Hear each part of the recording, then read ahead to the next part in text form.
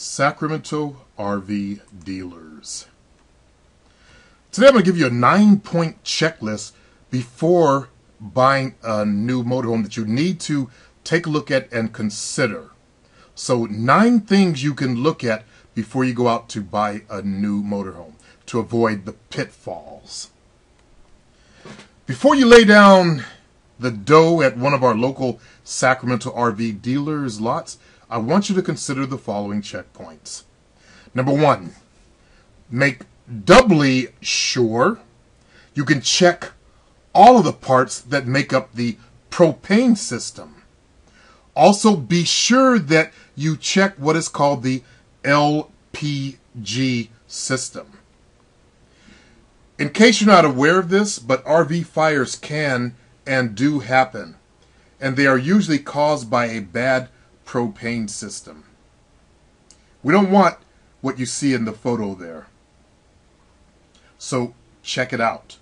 And don't forget to look into the regulator and tank and all of the hose components that are associated with the propane system. Owning a motorhome from a local Sacramento RV dealer can be expensive, but your own personal safety, I would say, is priceless.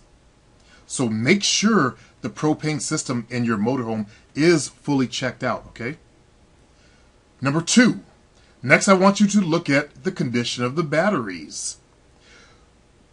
What are called the house batteries will hold the charge that will turn on your lights and other important items when you're not using the power system. So find those batteries and check them out. Give them a good examination for corrosion and other types of damage. Beware, they might be a bit pricey to replace, and there are probably more than one involved in your off-the-grid system, so to speak. So pop off the top and see if they are properly topped off with water. Check to see if they can actually hold a charge also. Remember, these batteries are very important, and faulty batteries can add a huge amount to your overall purchase price. After you buy it, then you got to replace the batteries. That raises the price of your entire purchase up. Number 3, check to make sure that the refrigerator is in good working order and gets cold. But also, you want to see if it uses both propane or electricity. Okay? Number 4, I want you to take a look at the heating and air conditioning also and make sure that they work properly. It'd be terrible to end up in the desert with no cold air running in your motorhome to run to. Also, well, these can be quite costly to repair, and so a discount should be in order if they don't work properly. Unfortunately for your pocketbook, these parts are real specialized and take a lot of time to repair, so beware. If you even suspect any problems, ask for a discount right away. Number 5, make sure the bathroom is not leaking. Make sure the bathroom is not leaking. This happened to me on a Burning Man trip once. The chemical smell was responsible for a lot of upchucking or vomiting during that time period where I went up there.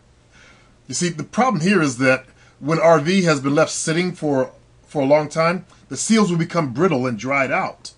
If you add just a little bit of water to the floor of the toilet and it holds water for about 30 minutes, then it should be okay, but get it checked out anyway.